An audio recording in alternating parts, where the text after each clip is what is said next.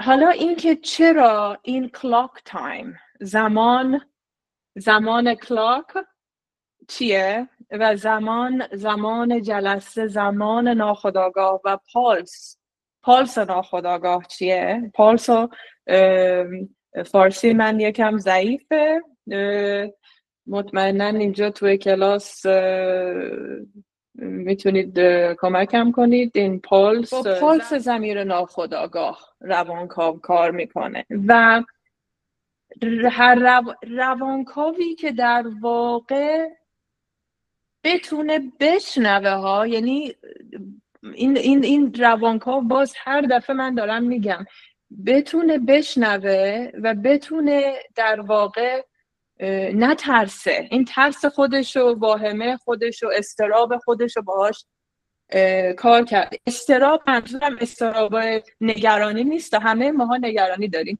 اضطراب در رابطه با ریل ما در لاکان داریم صحبت میکنیم. توجه میکنید چیز بدی نیست ما میگیم اضطراب هست. وقتی ما در لاکان قبل توجه میکنید، قبل و بعد خیلی مهمه. قبل در مسئله ضمیر ناخودآگاه، قبل این که دیزایر وجود داشته باشه، چی وجود داره؟ دیزایر وجود داشته باشه، دیزایر چیزیه که روانکاو ایجاد میکنه در جلسه. دیزایر چیزی خاصی نیست، تبدیل شده است.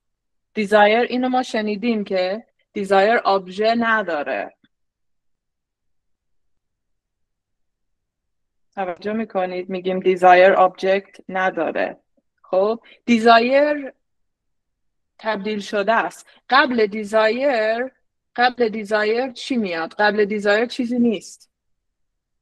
ایمیجینری بدن وجود داره، گفتار وجود داره، ایمیج وجود داره، خب روابط بین فردی وجود داره، جنگ و دعوا وجود داره.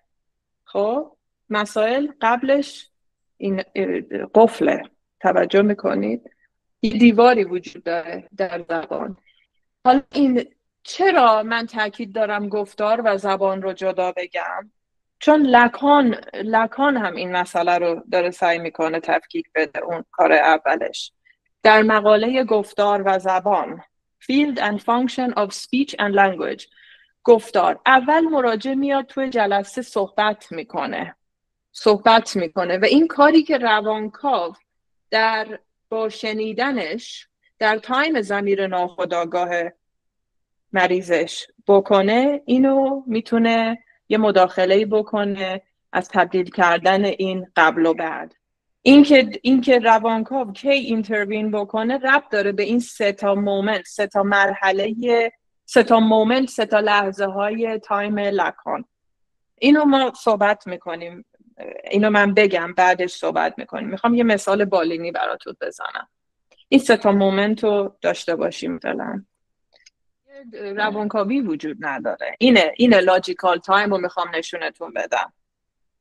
بعضی وقتا روانکاو شده توی جلسه یه خمیازه کشیده، تموم شده مسئله همونجا. بستگی داره به لاجیکال تایم.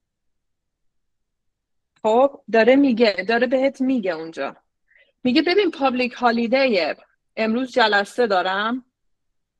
خب داره میگه چی؟ داره میگه که من به خاطر اون جلسات اول خیلی انتقال سسته، خیلی سسته.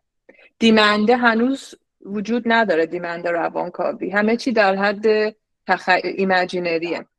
اون اول خیلی باید توضیح بدیم که داریم اینجا چی کار میکنیم. روانکاو خیلی اینجا باید توضیح بدیم روانکاوی چیه، چی کار داریم میکنیم. اون اول که نمیدونه مریض میاد، هر چقدرم کتاب خونده هم بودش، ژیژک خونده هم بودش، لاکان خونده هم بودش، مسئله روانکاوی و اتاق روانکاوی هیچ ربطی به مسائل اینتלקچوال نداره.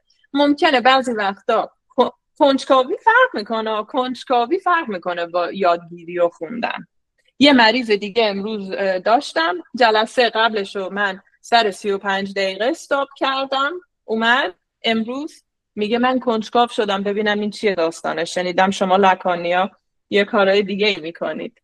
خب این فرق میکنه با اینکه یه نفر فقط صرفا کتاب خونده باشه و از لکان خوشش کنجکاوی، ما با کنجکاوی کار میکنیم و اینا توجه میکنیم. جلسات اول جلسات پریلیمینری، مصاحبات پریلیمینری هستن، هم تو فروید هستم تو لاکان.